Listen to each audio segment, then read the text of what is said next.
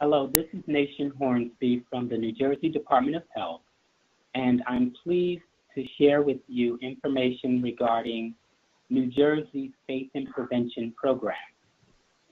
First, I'd like to give thanks to Dr. Annie Hardison Moody from North Carolina, Faithful Families Eating Smart, Moving More. Dr. Moody and I have worked together over the last couple of years, and it has been a wonderful, wonderful collaboration where we have learned from North Carolina strategies that are evidence-based that truly do make a difference in New Jersey. So for today's presentation, there are 4 goals that we have. First, I'd like to describe the Faith and Prevention Program and how we are taking advantage of the faith-based community in order to put together a project that is funded through the Preventive Health and her Health Services Block Grant. Second is to describe the partnership and how our faith community is actually playing a valuable role in improving health in New Jersey. Third, describing how our grantee partners collaborate to engage faith-based organizations and implement population health strategies. First, using the Faithful Families Eating Smart, Moving More curriculum, and then drawing off of a model out of Tennessee entitled the Congregational Health Network.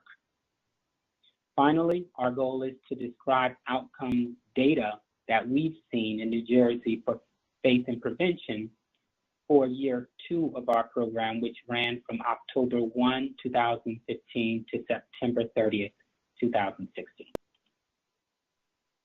So let's move to the purpose of faith and prevention as an initiative. We chose some years ago to look at how we could engage an untapped resource that we thought would be valuable to addressing some of the very stubborn disparities that we were seeing in healthcare.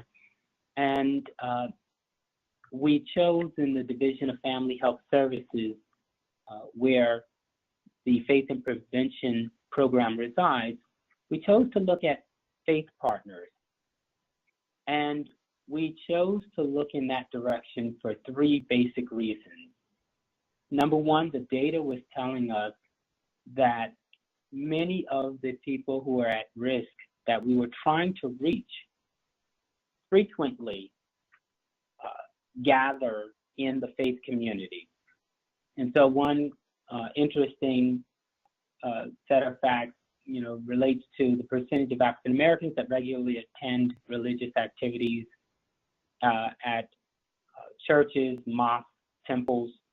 And then we looked at the Hispanic population also as 2 disparate populations that we have seen really significant problems reaching them and connecting them with preventive health services.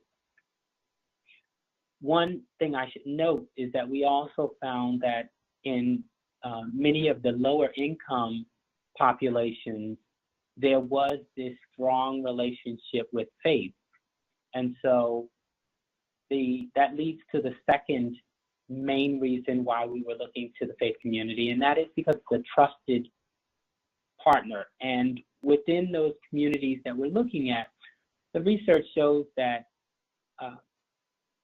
the public has a lack of trust when it comes to healthcare. Some of the populations we're looking at, that there's a lack of trust in healthcare in the traditional sense. And simultaneously, there is strong support and trust within the faith community. And so if we were to bring together the 2, we would be able to make an impact. The third primary reason, the purpose of faith and prevention, is that faith-based organizations have a demonstrated success track record when it comes to public programs.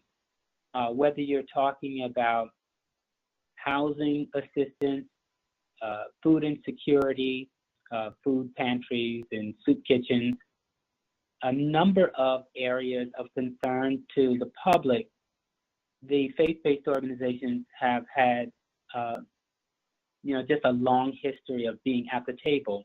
And in fact, when you look at public health here in the United States, especially when you're talking about hospital-based healthcare, was really started by the faith community.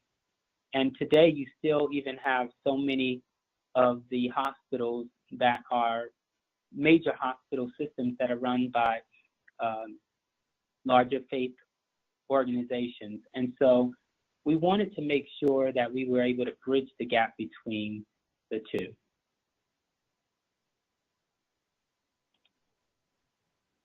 Now, when we looked at the two components of the program, there is the Faithful Families Eating Smart, Moving More, which comes out of North Carolina, and we'll talk about that a little bit more in the next series of slides.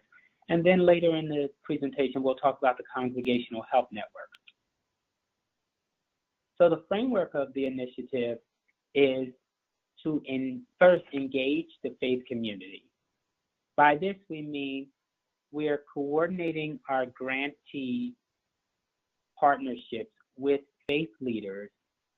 And in the later slides, we'll talk further about our grantees, which are regional health teams in the state of New Jersey. They have partnerships with a number of community-based organizations, and we wanted through this initiative to strengthen their relationship with faith-based organizations. And what these grantees are doing is infusing evidence-based strategies into the work of those faith partners. The second part of the framework of the initiative is to provide training and education to lay leaders. These are trusted individuals within the faith community that are institutional members of the faith community, that are trusted, that are taught strategies that are evidence-based, and are really our arms reaching into the faith community to ensure that the strategies that we know to be effective reach the most vulnerable population. And finally, there's a faith and health interface. And by this, we mean that there are health educators that are paired up with these lay leaders. And the lay leaders aren't sent out on their own, but they are paired up with health educators that know how to present the evidence-based strategies and to help to promote the adoption of policy systems and environmental changes within the faith community that will be sustainable, so that once our time with the faith community that is financed is over, the initiative doesn't die, but instead that the program benefits live on well beyond the funding. Next, the department has funded, as I mentioned earlier, 3 regional health collaboratives, and they are in 3 of New Jersey's most disparate cities as far as outcomes, and that is Camden, Newark, and Trenton. Camden is located in the southern part of New Jersey, and the Camden Coalition of Healthcare Providers is our grantee there. The Trenton Health Team is located in the center of the state and is New Jersey's capital. And Trenton Health Team was awarded for Trenton. And finally, in Newark, which is our largest city in the state and is in the northern part of the state, our grantee, Greater Newark Healthcare Coalition, is serving that population. We've also built into this initiative an interesting component where we're looking at the collection of biometric data. Our Rutgers University School of Nursing sends nurses out to the faith community to conduct screenings for hemoglobin A1C, which is blood sugar, our blood pressure levels of participants, and body mass index. These readings are taken at the inception of the faith community agreeing to participate. So at the very beginning, before the curriculum that we'll discuss in a minute is rolled out, at the conclusion of the 6-week curriculum, and then 3 months out from the conclusion of the curriculum to see the effects and see if they're sustainable. Now, this robust data gathering is also analyzed by the Rutgers University Center for State Health Policy to show the connection between the initiatives that we're putting forth and health outcomes. And it's all about population health. So the basics about faith and prevention. It has to be available and appropriate for any faith. There's no faith that is excluded from the program. And in fact, grantees are urged to diversify as much as possible and reach audiences in faith communities that they may not have any prior dealings with.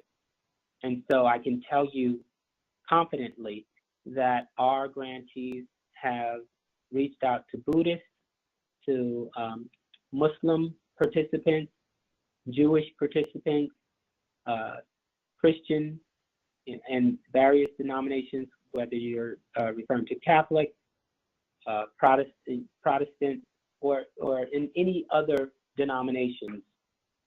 We also go into their faith community. So we're going into temples, mosques, and churches.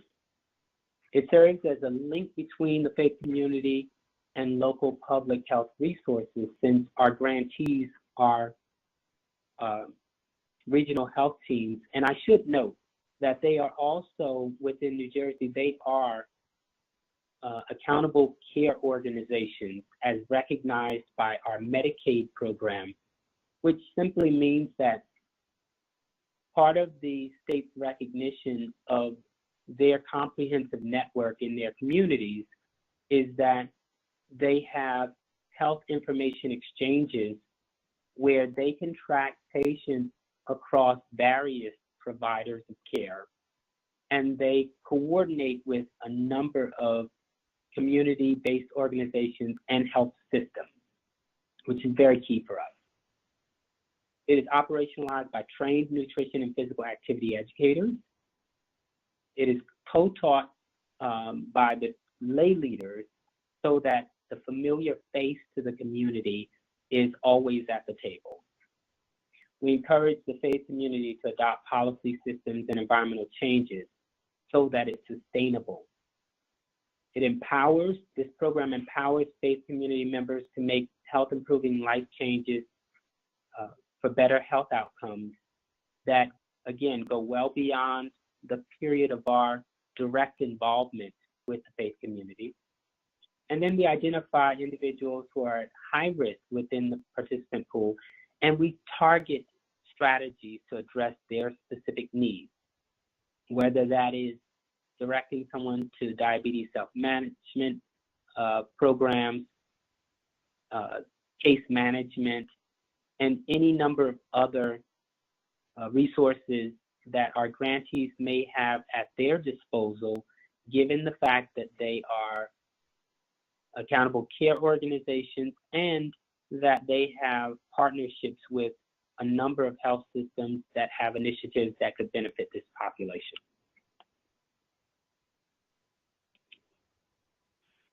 What is the high-risk population?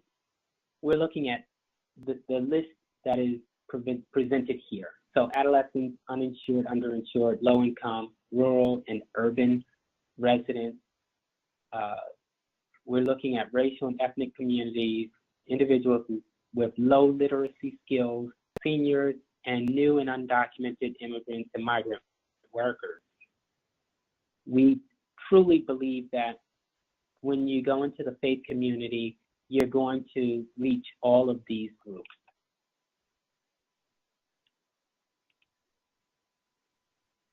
We link also to the department initiative, and New Jersey, like every other state in the country,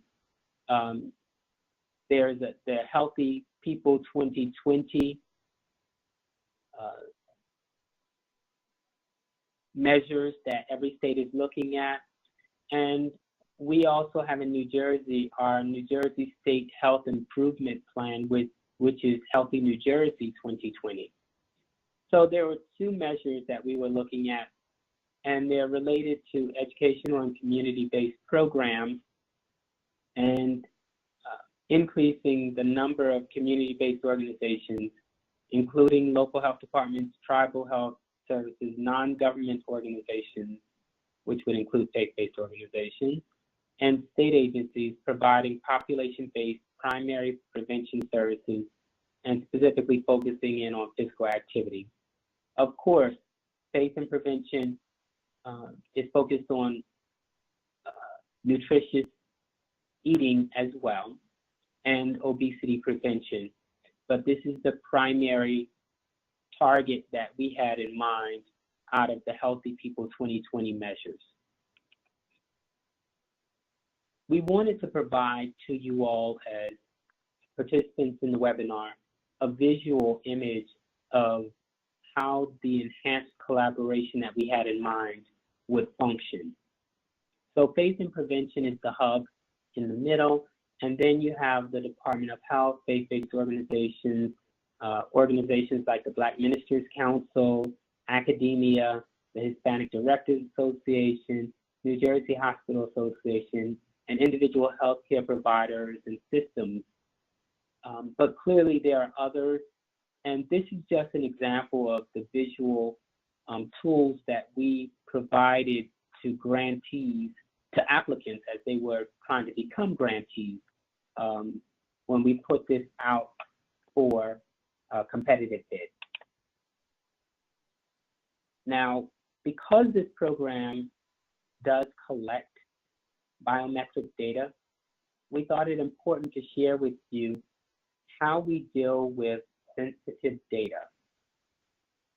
So to ensure data privacy and the proper handling of sensitive information, we make sure that participants are given consent to participate in the program and to share de-identified and aggregated data for purposes of evaluating the program. We also seek consent through the individuals for generalized information regarding high-risk participants can be shared with the clergy. Under the regulations that govern HIPAA, which is the primary leading health privacy legislation, there's an exception that most people are unfamiliar with, which talks about the exception for sharing generalized information about health status with clergy for an individual that is under medical care. And that exception can be found at 45 CFR 164.510A. And what it essentially says is that unless a person opts out from having their generalized health status shared with clergy, a health institution can provide just generalized status information to the faith community. And that's really just recognizing the long history of individuals who are under medical care wanting members of their faith community to be aware of their need and to minister to them.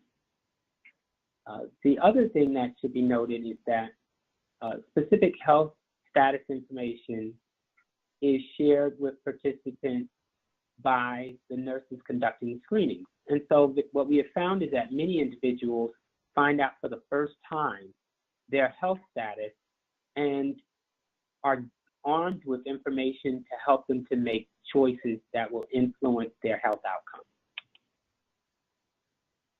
This slide looks a little busy, and it's intended to just give a sense of the consent process that we go through, and in providing training to our grantees and to others who are key participants in the initiative, we wanted to make sure that people would understand the necessity to follow a standard procedure for gaining consent around the collection of biometric data. And of course, a lot of the responsibility, this is color-coded, a lot of the responsibility lies in the hands of the grantee, which is that light blue color. There are instances where the faith-based organization is responsible, and that's for the completion of the community health assessment that is going to be returned to the grantee. Then there's a handoff at, later in the process to the Center for State Health Policy, which handles a lot of the data for analysis. And the green color is for the individual congregant to complete paperwork, him or herself. And finally, you notice this darker color, and that's the Rutgers School of Nursing, which conducts the biometric screening itself. This screen focuses in on the congregational health network model. But before we get to that, let me take a moment to just step back and describe the distinctions between the Faithful Families Eating Smart, Moving More component of the program and the congregational health network model. The Faithful Families Eating Smart, Moving More curriculum, which was designed by North Carolina under the leadership of Dr. Annie Hardison Moody, that curriculum is a best practice recognized by CDC to engage the faith community in obesity prevention and control strategies. And so New Jersey, rather than recreating the wheel, we took what was a best practice and we brought it to New Jersey. We had some minor tweaks for our New Jersey residents. We are a very diverse state and very densely populated. And so we had to make some very minor tweaks, but throughout that process, we engaged Dr. Annie Hardison Moody to make sure that we were maintaining the integrity of the curriculum. So as individuals sign on, and as individual faith-based organizations sign on to Faith and Prevention, they're agreeing to go through that 6-week curriculum and complete it. We do build in makeup sessions so that our completion rate is typically hovering above 70%. The second component to the program, Congregational Health Network, is a model that comes out of Memphis, Tennessee, where one of the largest, in fact, the largest health system in Memphis rolled out an initiative to track individuals who are frequent users of the emergency department and to divert them from using the emergency department for their health care to providing more managed care in keeping them from having to go back to the hospital. And it wasn't just EDs, also keeping people from admissions And what they found was that if they were able to speak with leaders within the faith community to share with them just general information about how they could help out their fellow parishioner, that through those efforts, they were able to stem the tide of individuals going to the emergency room and or being admitted to the hospital. So New Jersey saw that model, which is an evidence-informed model that is recognized federally, and we brought that to New Jersey. And the way that we did so is that because our grantees are accountable care organizations, they have utilization data for these individuals across all health systems within their catchment area. So it's not one health system, but it is the federally qualified health centers, hospitals, some private practitioners, clinics. And so we found that when we're able to look at the biometric data that comes in from individuals, we're able to first identify high-risk people from that data, but then we're able to look at the health information exchange and then determine whether they have actually accessed care at all within health systems, and if so, how? Have they done it through emergency departments, inpatient stays? And we try to work with these individuals to improve their health and to divert them from the more costly approach to care by making sure that they stay healthy, that they manage their chronic conditions, and that they avoid hospitalization. So let's turn to the preliminary data and our findings related to year 2. And again, this is only year 2 of our program that I'm reporting on. We are currently in year 3, which started October 1 of 2016. And so the snapshot that is in front of you now is telling you the numbers that we had preliminary data on. This is not final because we had a 90-day closeout of data, and our evaluators out of the Rutgers Center for State Health Policy are not yet done with analyzing all of the data. But this is what we have preliminary up to this point. So the total of number of participating faith-based organizations at last count was 47 for that second year. And of those 47, 46 completed the faith community assessment, which is an assessment from lay leaders of the overall health of the entire congregation. What are the needs of that congregation? What are the expressed concerns at the leadership level? We had 46 pre-test returned, and we had 31 post-test returned. Now, since the time of this presentation being pulled together, I do know that some others have now submitted their post-test.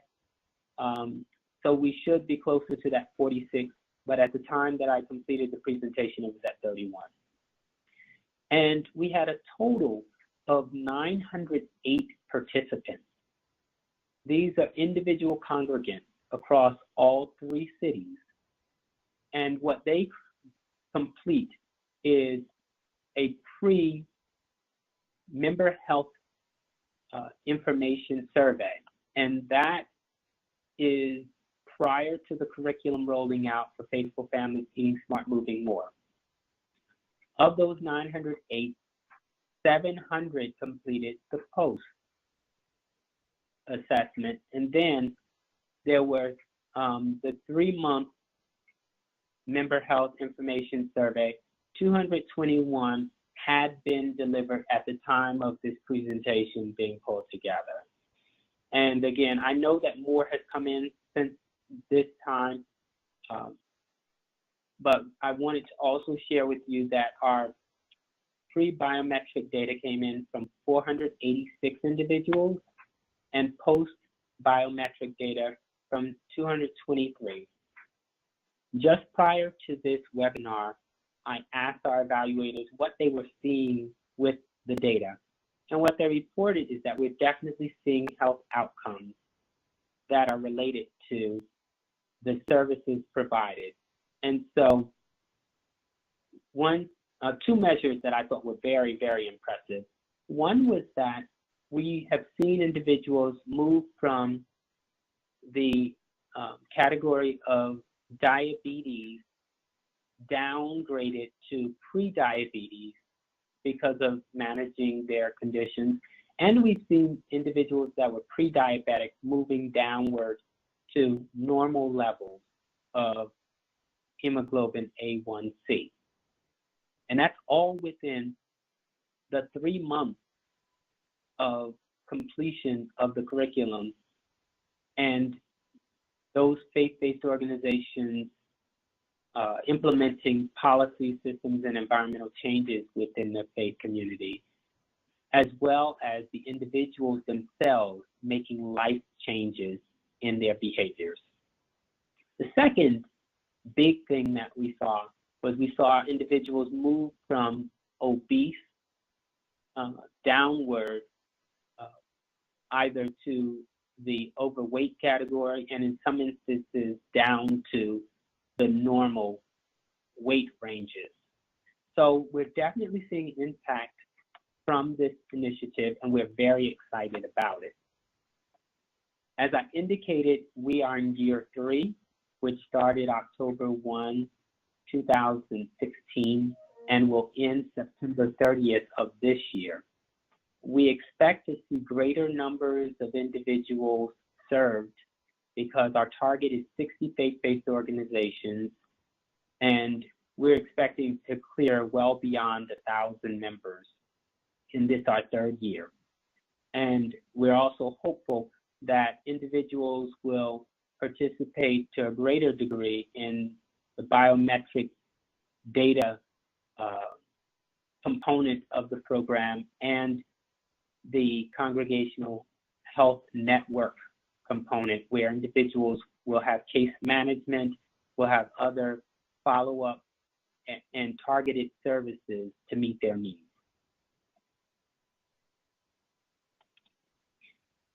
So the examples of statistically significant changes in the pre and post data related to knowledge is as follows.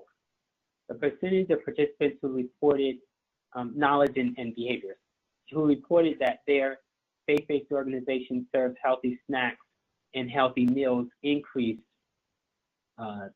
during this 2nd year, according to the statistical analysis. And the percentage of participants who reported that their faith-based organization has places to be physically active has also increased.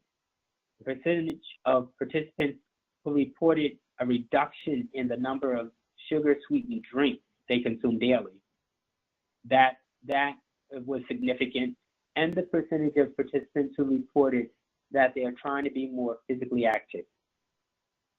The other 2 measures, percentage of participants who use stairs, walk, or bike to places increased, and the percentage of participants who engage in team sports increased. All of these were positive features of what the data revealed to us. And the final note that I want to point out regarding the model of faith and prevention is to encourage our faith-based organizations to sustain the program. We do offer mini grants through our grantees. So these mini grants are usually for small amounts of dollars, very often $500 or less dollars. I don't think many are over 1,000. And with these dollars, faith-based organizations do things like create community gardens, raised beds. They buy yoga mats for physical exercise ministries that they have created. They ask for permission to fund bike racks and trails around or clearing spaces around the faith-based organization for walking ministry. And so we have funded a number of these efforts, and they help to sustain the progress of these faith-based organizations. We are very proud of Faith in Prevention, and we're honored that we've had the opportunity to work with North Carolina through Dr. Annie Hardison Moody to create the Faith in Prevention construct. And with that, we thank you so much for participating in this webinar. If you have questions, you can feel free to email us those questions, and the contact information is on this last slide, where each of the New Jersey participants in the administration of this program are listed. And my name, once again, is Nashon Hornsby, and my email address is listed there, nashon.hornsby@doh.nj.gov. Thank you so much.